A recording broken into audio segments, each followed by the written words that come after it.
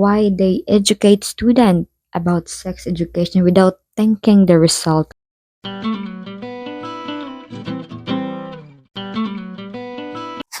Hello everyone, have a good day. I hope you're feeling better today.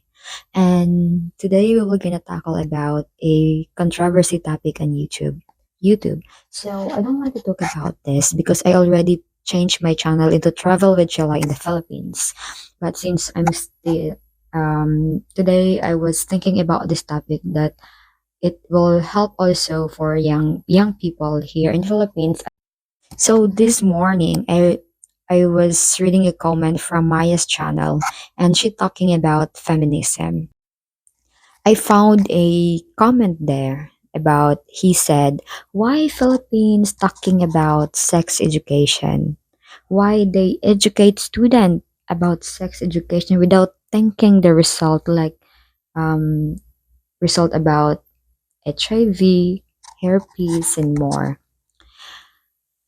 Actually, my opinion about that is Philippines implementing sex education. It is because to aware young people, because here in Philippines there's a lot of the teenage pregnancy is getting higher, especially during COVID-19 because of quarantine and people can go somewhere and many young people are dating somewhere like I don't know. But yes, during COVID, there is a lot of teenage pregnancy, or many people got pregnant. Now, sex education it is very important, and I don't know why he talked about why Philippines don't think about the result during educating about sex education. They also tackle about how to prevent how to prevent the how to prevent that kind of disease, how to prevent that kind of like results because it is like a full package na like sex education. They're teaching you how to understand yourself. They teaching you how to avoid that kind of like how to avoid sex or what sex really is. So now I asked my classmates, I asked them a question about why sex education it is really important. So check it out guys. So let's watch or hear what their opinions. And let's do it. So good day everyone. I know that sex education is very controversy on YouTube. So I will gonna ask him about what is his opinion about sex education, why Philippines implemented about educating young people about sex education. So introduce your name first. Okay, my name is Alexis Oliver Parco, and my ideas about Philippines implementing sex education is because a lot of people or Filipinos here in our country are often ignorant about what happens in sex education. It's the reason for our continuing overpopulation. In order to know on how to prevent that, how to properly support your family regarding uh, early childhood pregnancies, we must first know on how that happens, and people must know on what to do in case that happens. If you were to say that sex education implementation is bad for the Philippines, then it would be worse for the people doesn't have the knowledge about that. Yes. So why they said that Philippines don't think about the result like HIV rather than they're implementing sex education and not thinking about the result. Is that true? No, that's not true at all. Because in order to know about HIV and all the STDs and diseases, one must first know, because knowledge is not malicious. Yes. Knowledge is never malicious. It depends on the person who has the knowledge.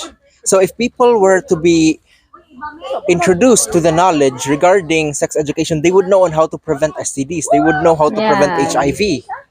So that for me is a very false statement that people are maliciously using the excuse of implementing sex education despite having HIVs and STDs. Oh, wow. Thank you for the wonderful answer, Mr. Parko. And okay, come on, guys. So introduce your name first. Hi, I'm Mark Giancarlo Piabalo. What's up, Philippines? So why is it important to be being educated with sex education?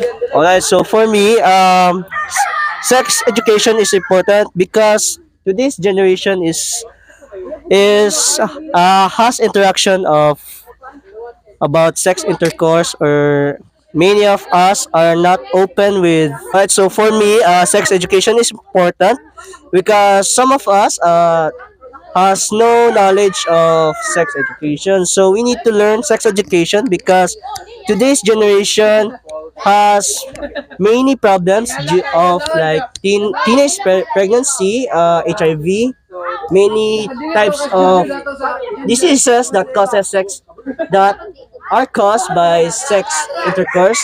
So that's why we need to know about sex education. Oh yes. Why many of young people here in Philippines get pregnant at early age of 14 to 17 Yes. because they like they're being disobeyed, and that is the result of being ignorant and not being educated of sex education. So I have a question here for you. So introduce your name. I know many of my viewers knows about you already, but introduce your name first. Hi guys, I'm Luella Lorta. So I have a question here. So why sex education is very important? Yes, very important. Why? Because here in the Philippines is very important. Why? Because it is ano important na siya kay Bisaya ara, okay ra nga. Bisaya ara na. Why is it important? para dili maignorante. Ano nagiklik? Ang importante manggod para dili maignorante ang mga Pinoy, makabalo na sila unsay kalisod, unsay ang mga ang Pilipino manggod kay kuan gud sila, hilig pa sila sulay-sulay ba dayong once nila ma-curse na sila, then ma-addiction na dayon kailan para maka-aware ng mga Pilipino. Yeah, it's all about it's all about awareness and not being ignorant about what is sex, what is sex education is. So that's all for Luella's answer about what is sex education for on, or is it sex education is very important. Okay, thank you, Miss Luella. Thank you. That don't forget to subscribe To my the YouTube bone. channel. Oh, sige, sige na yun. Hi guys, welcome to my YouTube channel. Please subscribe my YouTube channel, Luella Lorta. It's me, Luella Lorta. So, hi, I'm Zandra Tino. So my question here is why sex education is very important. So, sex education is very important so that the teenagers know how to limit their selves in a relationship, so that they can sana maka know sila og asa ang limitation kung unsay equivalent or unsay ilang ma-face in case og naay accident, in case og sa taganang nay mahitabo nay mahitabo nila nga na ba, so that they will know their limitation first before they nang man musulod na nga nang Yes, it's all about limitations. Yes. And yeah, so being educated about sex education, you have knowledge about being limited on what you're doing, because since you are still young, and you must enjoy yeah, you first must enjoy first your life and to avoid a teenage pregnancy also. So thank you, Miss Inoha. welcome.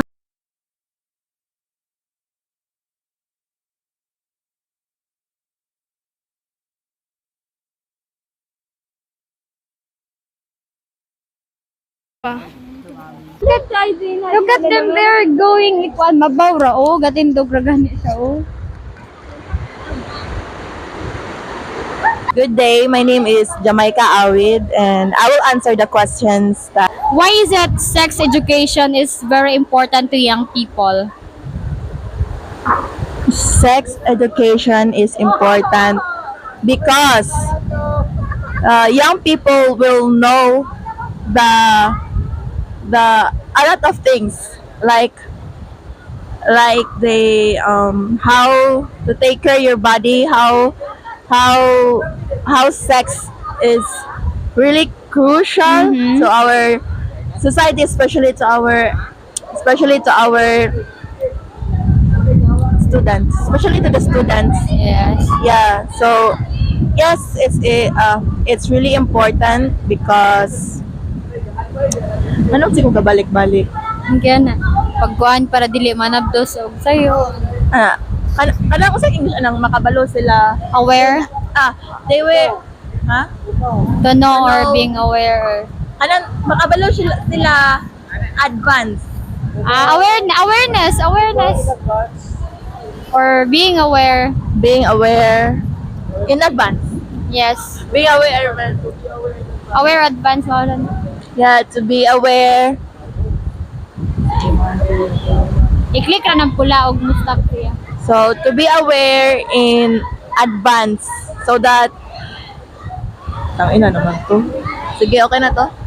Yeah, so she said that sex education is very important for young people to be aware what is sex education is, and also it is very crucial for the society because here in Philippines we experience poverty because of the teenage pregnancy, and here in HIV. Philippines, yeah, HIV, and here in AIDS. Philippines there's a lot of population here, so we need to reduce that population, and in order to avoid poverty as well. So yes, that is her opinion, Jamaica. So thank you, Miss Jamaica, for your answer. So my name is Angel Montecastro Nilias. So my question here is, why is it sex education is important to young people? For me, sex education is important because it serves as a awareness for the young ones in order for us to avoid early pregnancies, other like sexual transmitted disease that is possible. Then, in order for us to know what will happen, the consequences, and in order for us to know the world of like sexual intercourse and all. That's all. Thank you. Nice. So she said that in order for us to be aware, because young people don't know what is sex is, and young people are very curious about that. And somebody said that curiosity kills. So that's why young people, they don't know about what is sex is. They are not educated about that. So they were gonna attempt to have experience about that kind of workout. So that's all. Thank you, Thank you. Miss Juan Angel. So that's all. Many of them talking about awareness. Yes. So having being educated with sex education, it is for for young people, it is like being awareness or being aware of about that kind of thing in order for us to avoid teenage pregnancy. And yeah, being educated of sex education, we we as young me as young people, not being ignorant, because being ignorant and disobedient to our parents can cause a bad result. So that's all for today's video, guys, and please don't forget to like, share, subscribe, and click the bell button for more updates. I love you all.